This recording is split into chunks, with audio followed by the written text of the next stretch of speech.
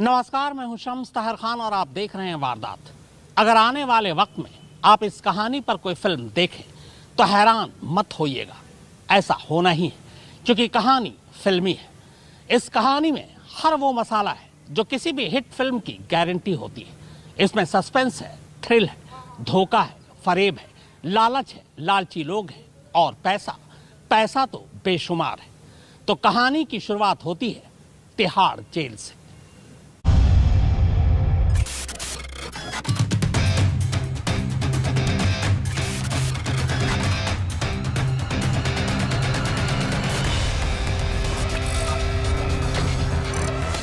Ajay Kumar Balla this side, Home Secretary of India.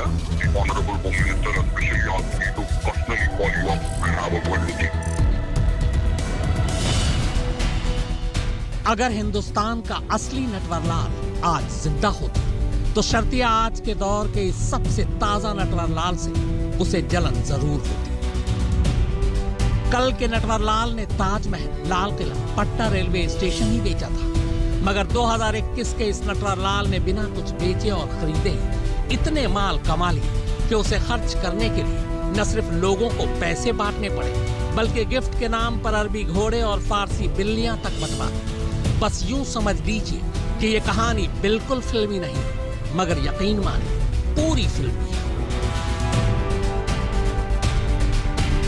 देश के इतिहास का शायद ही कोई ऐसा नटवरलाल गुजरा हो जिसने जेल में दिन काटने की बजाय हर रोज नोट बांटे, वो भी लाखों करोड़ों। इस नटवरलाल का ऐसा कोई सगा नहीं जिसे इसने ठगा नहीं। ठगने के लिए किसी के नाम को बख्शा भी नहीं। फिर चाहे वो देश के गृह मंत्री अमित शाह हो, एक वक्त कानून मंत्री रहे रविशंकर प्रसाद, देश के कानून सचिव हो, प्रधानमंत्री दफ्तर हो, प्रधानमंत्री के प्रधान सचिव हो, या फिर सत्ता के गलियारों से दूर मुंबईया फिल्मों के सितारे हो। सिर्फ एक आवाज सुन लीजिए, इसकी अंदाज खुद पता चल जाएगा। Aditi ji. Ji speaking. Yes, good afternoon. Ajay Kumar Balla this side, Home Secretary of India. Is this a good time I can talk to you? Good afternoon, sir. Yes, sir, of course. It's a privilege to talk to you, sir. Yes, sir, I understand. Sir, may I make a small request? I'm sorry, I've been requesting for a meeting, and I would really like to come and meet if that is at all possible at any point of time. I would be most grateful. Okay, I understand. but you need to understand, Yes, you sir. are being handled and taken care by the topmost office of this country. That is why we all are calling you and we all are being associated with you. But we would want you to go by our instructions, as we are not okay in accepting Hello. advices and suggestions ji from your end. Ji Because sir. the Honorable Home Minister has specially asked me to personally call you up and have a word with you. Ji, I am most grateful, sir, and it's my privilege. नाम सुकेश चंद्रशेखर है, पता तिहाड़ की Rohini jail. पिछले 2 साल से इसी पते पर रह रहा। ये तस्वीरें उसके इसी सरकारी घर की यानी रोहनी जेल की। 30 कैदियों वाला पूरा बैरक अकेले इसी के नाम है। जेल में लगे सीसीटीवी कैमरे की औकात नहीं जो इसकी तरफ नजरें उठाकर देख ले। चादर, पर्दे, यहाँ तक कि कोल्ड ड्रिंक और पानी के बोतल से भी हर कैमरे की आंखें बंद कर दी गई ताकि ये नटवरलाल बिना रोक टोक के अपना खेल जारी रख सके। पर ये मुफ्त में नहीं है। इसके लिए जेल के जेलर समेत ज्यादातर स्टाफ को बस कुछ महीने पहले तक ये हर महीने 1 करोड़ रुपए रिश्वत दिया करता था। जी हाँ, 1 करोड़ रुपए महीना। 2 साल में 24 महीने होते हैं। करोड़ के हिसाब से 24 महीने का हिसाब आप खुद लगा लीजिए। रोहिणी जेल में रह के फिर ये पूरे 1 साल जो है जिस ढंग से ये चला है, जिस ढंग से वारदात को अंजाम दिया है, तो ये लगता है कि सभी जेल ऑफिसर्स की भी पूरी एक्टिव इन्वॉल्वमेंट थी, क्योंकि वन टाइम पैसा दिया नहीं है, हर महीने रेगुलर पैसा देता था और मोबाइल फ़ोन जो यूज करता था राउंड द क्लॉक करता था। सीसीटीवी रहने के बावजूद भी उसे कभी टोका नहीं दिया। जेल ऑफिशियल को कितने पैसे मिलते थे? करीब 1 करोड़ से ऊपर हर महीने का। तिहाड़ जेल में बंद सुकेश चंद्रशेखर के खिलाफ एक साथ अलग अलग वक्त पर दो एजेंसियों ने अदालत में चार्जशीट दाखिल की है। पिछले महीने दिल्ली पुलिस की आर्थिक अपराध शाखा और अब केंद्रीय एजेंसी ईडी यानी प्रवर्तन निदेशालय ने अदालत में यह आरोप पत्र दाखिल किया है। इन दोनों ही आरोप पत्र में सुकेश की पूरी फिल्मी कहानी दर्ज है कि कैसे उसने जेल के अंदर बैठे बैठे देश की अब तक की सबसे बड़ी ठगी को अंजाम दिया। ठगी करीब 200 करोड़ रुपए की, वो भी सिर्फ एक साल में और सिर्फ एक शख्स से। तो पहले इस सबसे बड़ी ठगी की कहानी सुनिए। सुकेश चंद्रशेखर ठगी के एक मामले में 2019 में पकड़ा गया था। तब से वो तिहाड़ के रोहनी जेल में बंद है। जेल में रहने के दौरान उसकी मुलाकात रैनबैक्सी और मैक्स के अलावा एक और कंपनी के तब प्रमोटर रहे शिवेंद्र सिंह से होती है, जो आर्थिक घोटाले के 3 मामलों में जेल में बंद थे। मुलाकात के दौरान सुकेश को पता चला कि शिवेंद्र सिंह किसी भी कीमत पर जमानत पर बाहर आना चाहते हैं और बस यहीं से सुकेश ने शातिराना चाल चलनी शुरू कर दी। सबसे पहले उसने जेल के स्टाफ के जरिए, जिन्हें वो हर महीने रिश्वत दिया करता था, शिवेंद्र सिंह के केस, उनके परिवार और उनके बैंक बैलेंस के बारे में पूरी जानकारी हासिल की। इसके बाद जून 2020 से हाल के वक्त की सबसे बड़ी ठगी का सिलसिला शुरू हुआ। Hi, pal. Good morning. Sister, I asked you for something. You cannot say no. Have I ever said no to you, brother? We've always done whatever you've asked for. Okay. That also in record time. Yes. My dear sister, listen to me. Yes, tell me, Before my dear 5, brother. I need at least minimum of something above 50, 75, something like that. Not exact 50, should be above 50. Definitely 70, 75, something like that. Or if you're giving one, nothing like that.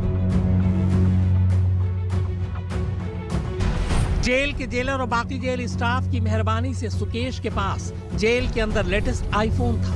नाम, number और पहचान बताने वाली वो spoofing तकनीक भी थी, जिससे पता ही नहीं चलता कि फोन करने वाला कौन है। इस तकनीक के जरिए वो किसी के भी फोन पर किसी भी सरकारी दफ्तर, नेता, मंत्री के नंबर दिखा सकता था।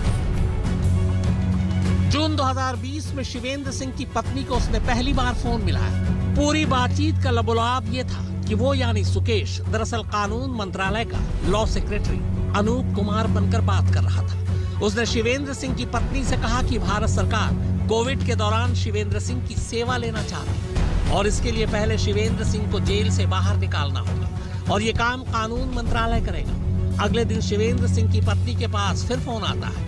इस बार फोन गृह मंत्रालय के नंबर से आया था। अनूप कुमार बनकर सुकेश ने कहा कि एचएम यानी होम मिनिस्टर कमरे में ही बैठे हैं, फोन स्पीकर पर है और वो सब कुछ सुन रहे हैं। उसने तसल्ली दी कि शिवेंद्र को जल्दी बाहर ले आया जाएगा। कुछ दिनों बाद एक और फोन आता है। इस बार फोन प्रधानमंत्री दफ्तर से था। शिवेंद्र सिंह की पत्नी ने ट्रू कॉलर पर जब नंबर चेक किया तो पता चला कि यह नंबर प्रधानमंत्री के प्रधान सचिव नुपेंद्र मिश्र का है।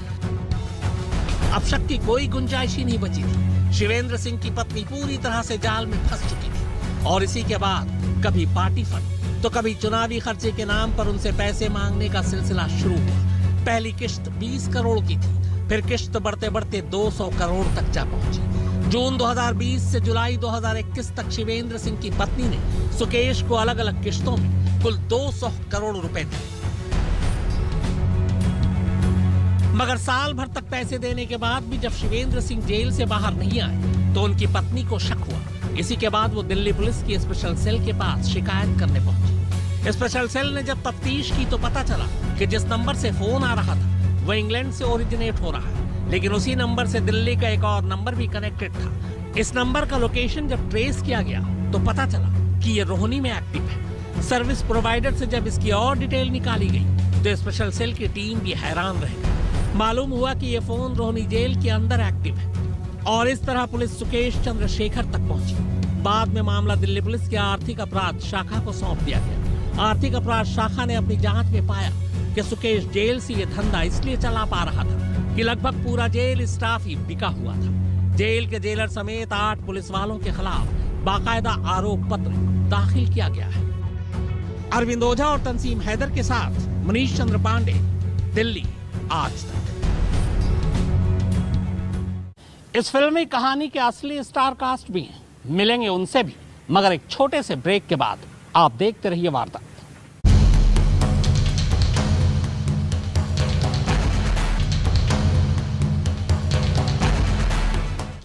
अब कहानी फिल्मी हो और उसमें हीरो हीरोइन ना हो, भला ये कैसे मुमकिन है? तो इस फिल्मी कहानी में बाकायदा असली हीरो हीरोइन भी है। बस यूं समझ लीजिए कि अगर इस कहानी पर कोई फिल्म बनी तो इसका स्टार कास्ट पहले से तय होगा, क्योंकि इस फिल्म के हीरो ने वैसे भी किसी को बख्शा नहीं है।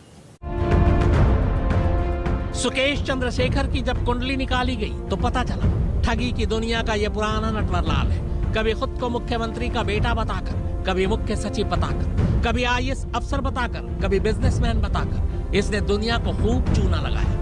कहते हैं कि इसने अब तक कितने करोड़ या अरब रुपए ठगे हैं, शायद इसकी गिनती खुद इसे भी याद नहीं। दौलत बेशुमार थी और खर्च के मौके कम। जितने पैसे ये प्रॉपर्टी या लग्जरी लाइफ पर खर्च कर सकता था, भरपूर किया।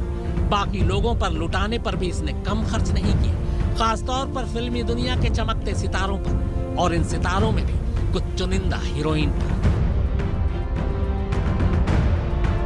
पार्ट टाइम एक हीरोइन तो न सिर्फ इसके अपने घर में है, बल्कि इसके गुनाहों की पार्टनर भी है। नाम है लीना मारिया पॉल। ये भी कई बार अंदर बाहर हो चुकी है, लेकिन फिलहाल मुंबई के कुछ बड़े सितारों के नाम चार्जशीट की शोभा बढ़ा रहे हैं। इन्हें तो आप जानते ही होंगे, भले ही श्रीलंका से आती हो, लेकिन हर हिंदुस्तानी जानता है। जैकलीन फर्नांडिस नाम है इनका। सलमान खान की फेवरेट को स्टार में से एक है। सुकेश ने दूसरों की दौलत लूटकर इन पर खूब बरसाए, इतने तोहफे दे डाले कि जब कुछ और तोहफा बचा ही नहीं तो अरबी घोड़े और फारसी बिल्लियां भी गिफ्ट कर दी। बिल्ली का नाम सुनकर चौंकिए मत, यह आपके घरों गलियों में दौड़ने भागने वाली मामूली बिल्लियां नहीं है, बल्कि सुकेश की इस हर एक बिल्ली की कीमत 7 से 10 लाख रुपए तक है। अब सुकेश जैकलीन पर इतनी मेहरबानी क्यों कर रहा था, यही जानने के लिए ईडी यानी प्रवर्तन निदेशालय अब तक 2 बार जैकलीन से पूछताछ कर चुकी है। एक बार विदेश जाने से भी रोका है। जांच आगे भी जारी रहेगी। अब देखना यह है कि जैकलीन भी सुकेश की ठगी का शिकार है या फिर दाल में कुछ काला है।